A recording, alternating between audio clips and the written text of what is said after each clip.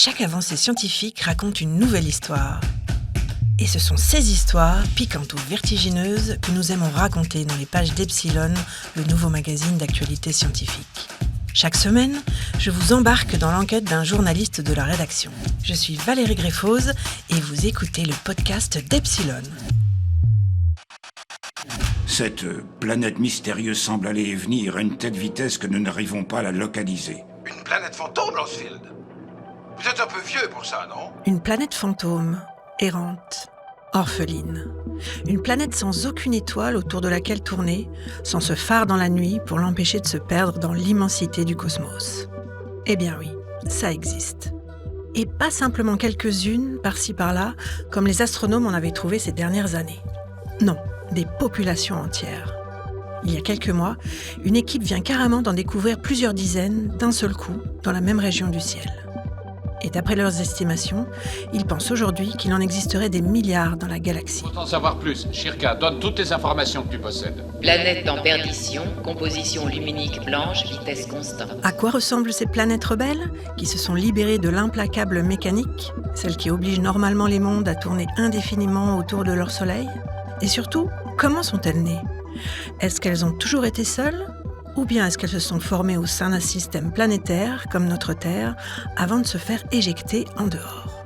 On est toutes seules au monde maintenant, n'est-ce pas, mademoiselle ? La journaliste Mathilde Fontaise est partie sur la trace de ces vagabondes du cosmos auprès des astronomes qui les débusquent à travers leurs télescopes. Mathilde, cette fois il n'y a plus de doute, les planètes orphelines, c'est-à-dire sans étoiles, existent bel et bien dans la galaxie. Alors, on savait déjà qu'il y en avait. On en avait détecté quelques-unes. Une en 2011, une équipe japonaise dans la constellation du Scorpion. En 2021, 27 carrément, mais elles sont toujours en attente de confirmation. Et il y a 2 ans, une équipe de Caltech aux États-Unis a même réussi à en distinguer une toute petite, de la taille de la Terre. Mais avec cette étude qui a été réalisée par Nouria Miret-Roy, on change complètement d'échelle en fait. Ils ont découvert entre 70 et 170 planètes. C'est vraiment la première étude statistique, la première fois qu'on voit vraiment toute une population. C'est aussi vrai que nous sommes là. Je ne crois pas que ce soit un rêve après tout. Mais alors comment ont-ils fait ? Parce qu'une planète toute seule, sans étoiles, c'est vraiment pas très lumineux. C'est vrai que c'est pratiquement impossible à voir. Les chercheurs ont en fait utilisé une astuce bien connue en astronomie, qui est celle de se servir d'un astre au premier plan pour grossir l'arrière-plan. Donc c'est un effet optique, gravitationnel, l'image est déformée, et ça fait comme une lentille, ce qui permet de voir des tout petits objets qu'on ne pourrait pas voir autrement. Donc ils n'ont pas observé eux-mêmes, ils ont observé un petit peu, mais ils ont surtout recensé des années et des années de données astronomiques prises par les plus grands télescopes terrestres.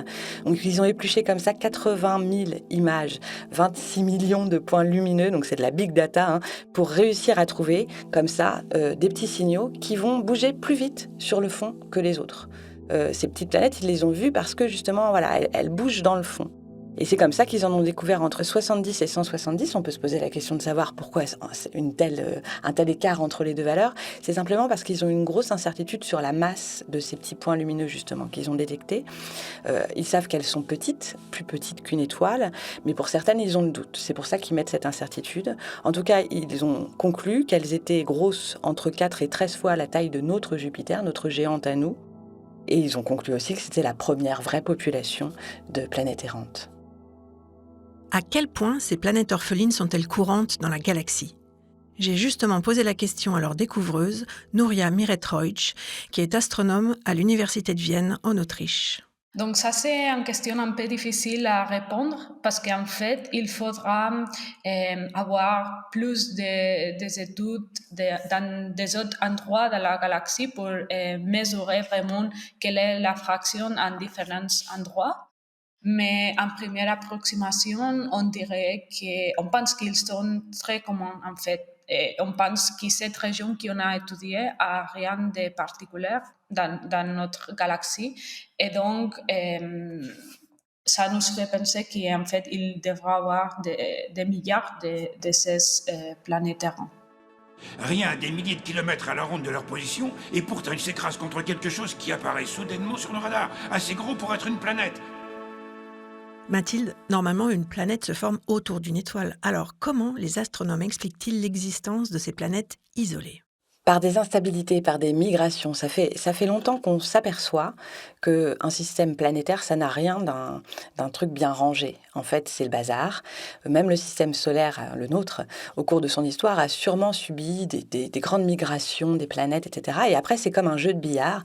Quand les planètes se rapprochent les unes des autres, il arrive parfois qu'il y en ait une qui soit complètement éjectée de son système et qui soit comme ça propulsée dans l'espace. Et qu'est-ce qui lui arrive alors? Bah, elle continue d'errer pour toujours, hein, en quelque sorte, parce que, heu, en fait, on s'aperçoit aussi qu'il est très difficile pour un système, planétaire d'attraper une planète au vol. Ces planètes sont propulsées à des grandes vitesses et puis il faut se rappeler aussi que l'univers est très vide et donc la chance qu'une de ces planètes frôle suffisamment de près un système pour pouvoir se faire attraper par lui et se remettre en orbite autour d'une étoile, cette chance, elle est très, très faible. Alors après, il y a d'autres scénarios, hein, parce qu'en fait, on s'aperçoit aussi avec cette nouvelle population et c'est là l'apport de cette étude qui vient d'être menée, on s'aperçoit aussi qu'il y a trop de planètes pour pouvoir être issues de ce scénario-là d'éjection. Il faut imaginer quelque chose d'autre, un autre scénario de formation pour ces planètes errantes. Et à quel genre de scénario? En fait, elles se seraient formées un peu comme des étoiles, de l'effondrement d'un nuage. Une étoile, ça s'est formé comme ça. Notre Soleil s'est formé comme ça. Au départ, on a un nuage de gaz et de poussière qui finalement devient trop massif et qui s'effondre sur lui-même pour former un corps. On avait ce scénario pour les étoiles, on s'aperçoit aujourd'hui que ce scénario pourrait être valable aussi pour des corps plus petits, des planètes. Et du coup, elles n'auraient jamais vu de lumière, elles seraient nées comme ça dans le noir, elles n'auraient jamais eu d'étoiles. À notre connaissance, elle n'a pas apparu au monde. Une planète éjectée de son propre système? Ou bien née toute seule, sans jamais avoir connu d'étoiles? Comment le savoir? Nuria Miretroic, astronome à l'Université de Vienne. Il y a des grosses planètes qui sont, par exemple, 13 fois la masse de notre Jupiter. Et ces planètes sont plus similaires peut-être à des étoiles que des planètes comme la Terre. Donc, celles-ci, peut-être que c'est plus probable qu'ils se forment comme des petites étoiles. En même temps, il y a aussi des planètes orphelines qui sont beaucoup plus petites, et plus similaires peut-être à notre Terre. Et celles-ci, peut-être que c'est plus probable qu'ils se forment dans un système planétaire et peuvent après être éjectées.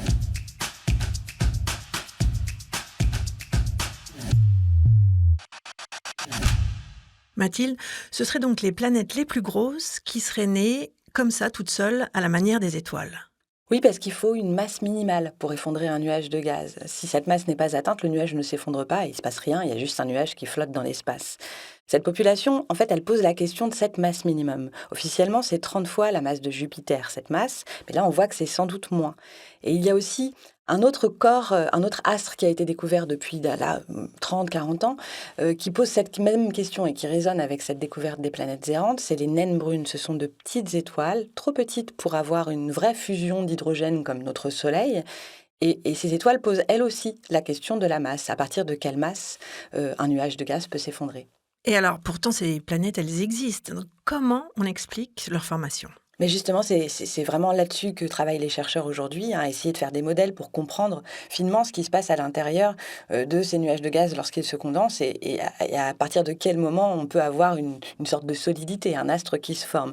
Ils étudient un tas d'effets et en fait, ils s'aperçoivent que c'est très complexe, très difficile à modéliser. Il faut faire appel à de la microphysique, à des effets des turbulences, à des effets thermiques complexes. Bref, il y a encore beaucoup de choses qu'on n'a pas compris là-dedans et finalement, c'est en continuant de découvrir ces populations qu'on peut affiner ses travaux. C'est contraire à toutes les théories de l'espace. Vous avez eu les mêmes rapports des bases 2 et 3? Oui, monsieur, l'objet apparaît 1 seconde ou 2 et disparaît. Et puis, il y a aussi d'autres scénarios, hein. On peut imaginer aussi d'autres scénarios de naissance de ces planètes errantes. Donc, on a l'éjection dont on a parlé, on a ces effondrements de nuages de gaz, mais on peut tout à fait imaginer, par exemple, que dans un nuage de gaz, il puisse y avoir 2 grumeaux à la place d'un, et que l'un des deux grossisse plus vite que l'autre, et qu'il arrache une partie de sa matière au petit d'à côté qui est en train de grossir et qui se trouve comme ça contraint dans sa taille, et qui finalement devient à la fin une planète et non pas une étoile.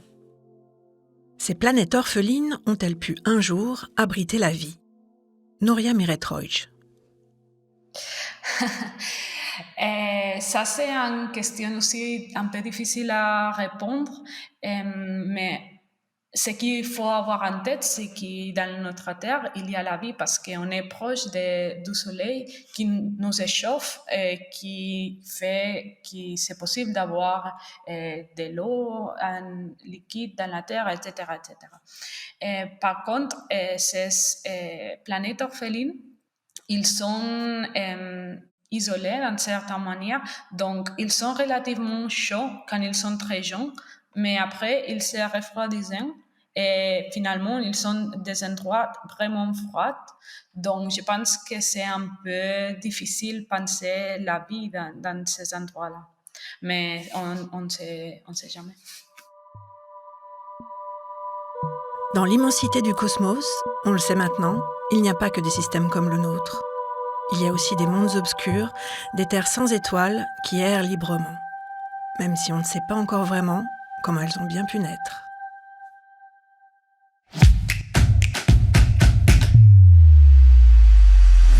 Vous venez d'écouter Histoire de science. Pour aller plus loin, vous pouvez lire l'article dont est tiré cet épisode et bien d'autres encore dans Epsilon, le nouveau magazine d'actualité scientifique.